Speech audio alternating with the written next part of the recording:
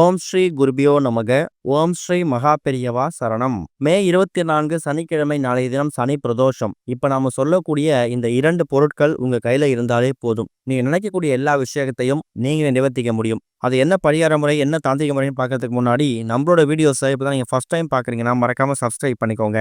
தொடர்ந்து இது மாதிரி அப்டேட் தெரிஞ்சுக்கிறதுக்கு பக்கத்துல ஒரு நோட்டிஃபிகேஷன் பெல்லை கிளிக் பண்ணி ஆல் அப்படிங்கிற செலக்ட் பண்ணிக்கோங்க. இப்போ என்னென்ன பொருட்களை எப்படி பயன்படுத்தணும் அப்படிங்கிற பத்தி தெளிவா தெரிஞ்சுக்கலாம். பிரதோஷம் அப்படிங்கிறதே சிறப்பு தான். அதுல சனி பிரதோஷம் ரொம்ப ரொம்ப சிறப்பு. ஒரு மாதமும் வரக்கூடிய 2 திரியோதசி திதி, அதாவது வளர்பிறைக்கு பிறகு வரக்கூடிய தேய்பிறைக்கு பிறகு வரக்கூடிய திரியோதசி திதி தான் மாதம் மாதம் வரக்கூடிய பிரதோஷம். அந்த வகையில மே 24ஆம் தேதி மாலை 4 மணி 22 நிமிஷத்துக்கு ஆரம்பிக்கக்கூடிய திரியோதசி திதி மே 25ஆம் தேதி ஞாயிற்றுக்கிழமை மதியம் 1 மணி 56 நிமிஷம் வரைக்கும் இருக்கு. பொதுவாக இந்த பிரதோஷ வேலை அப்படிங்கிறத மாலை நேரத்துல கணக்கில் எடுத்துப்பாங்க. மாலை 4:30 மணிலேருந்து 6 மணி. இங்க 4:22க்கே திரியோதசி தேதி பிறந்துட்டதால 4:30 மணிக்கு எல்லாமே எப்பவும் போல சிவாலயங்கள்ல பிரதோஷத்துக்கான வழிபாட்டுக்கான எல்லா வேலையும் ஆரம்பிச்சிடுவாங்க.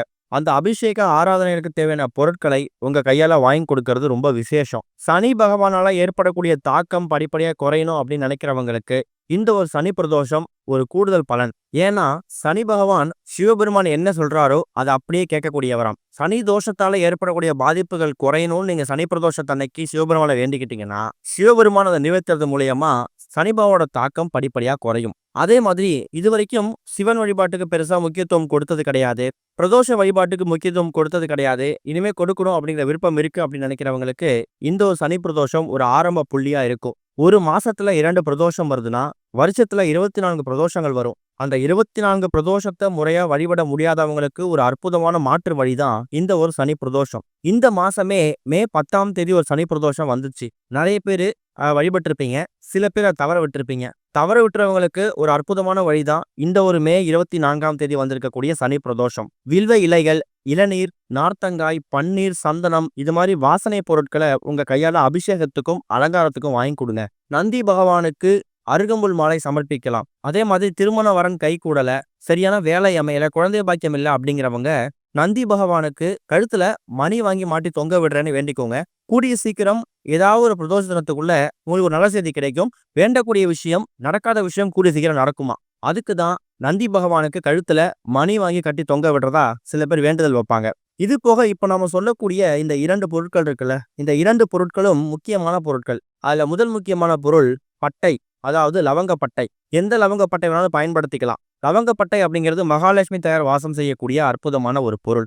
அடுத்தது பச்சை கற்பூரம். பச்சை கற்பூரம் அப்படிங்கிறது மகாவிஷ்ணு வாசம் செய்யக்கூடிய பொருள். இந்த 2 பொருட்களும் சனி பிரதோஷத்தன்னைக்கு கையில இருக்கும்போது உங்களோட பாக்கியசாலி யாருமே இருக்க முடியாது. அற்புதமான இந்த 2 பொருட்களை ரொம்ப எளிமையா பயன்படுத்தலாம். இந்த ஒரு பட்டையையும் அது கூட பச்சை கற்பூரத்தையும் எடுத்து வச்சுக்கோங்க. மாலை ஒரு 6-7 மணிக்கு மேல கோவிலுக்கு போயிட்டு பூஜையெல்லாம் முடிச்சுட்டு உங்க ஓய்வு நேரத்துல உட்கார்ந்து பூஜை அறை முடி அமர்ந்து அந்த பட்டை மேல ஓம் நமச்சிவாய அப்படின்னு சொல்லக்கூடிய சிவனோட திருமந்திரத்தை அந்த பட்டை மேல நீங்க எழுதலாம். அதே மாதிரி அந்த பச்சை கற்பூரத்தை உங்க உள்ளங்கையில வச்சுக்கிட்டு செல்வம் சேரணும், பணம் குவியணும், பணம் எங்கள் பக்கம் வசியமாகணும்னு சொல்லி மனசார வேண்டிக்கோங்க. இப்ப ஓம் நமச்சிவாயன்னு எழுதியிருக்கக்கூடிய அந்த பட்டையையும் உள்ளங்கையில வைத்து வேண்டிருக்கக்கூடிய அந்த பச்சை கற்பூரம் இருக்குல்ல, இந்த 2 பொருட்களையும் என்ன பண்ணுங்கன்னா சின்னதா ஒரு பாக்ஸ் எடுத்துக்கோங்க, இல்ல ஒரு ஜார் எடுத்துக்கோங்க மூடி போடுற மாதிரி. அதுல பட்டையையும் அந்த பச்சை கற்பூரத்தையும் போட்டு அதுல ஒரே ஒரு ரூபாய் நோட்டை வச்சு இறுக்கமா மூடி பூஜை அறையில பத்திரப்படுத்தி வச்சிடுங்க. இந்த ரூபாய் நோட்டை நீங்க செலவு பண்ணக்கூடாது.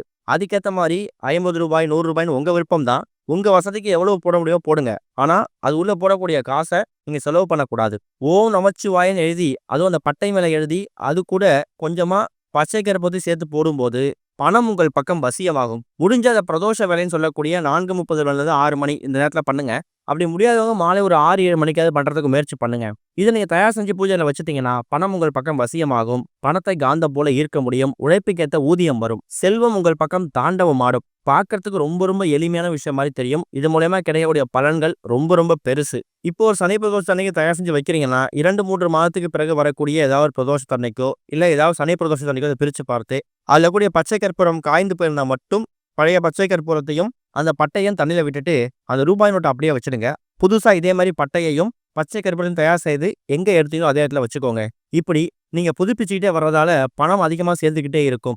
எண்ண முடியாத அளவுக்கு செல்வம் உங்களை தானாக தேடி வரும். இதை நீங்க சனி பிரதோஷம் அன்னைக்கு செய்யறது ரொம்ப விசேஷம். மகாலட்சுமி தாயோட அருளும், மகாவிஷ்ணுவோட அருளும், அது கூட சிவபெருமானோட அருளும் ஒரு சேர கிடைக்கக்கூடிய அற்புதமான பரிகாரம் முயற்சி பண்ணுங்க.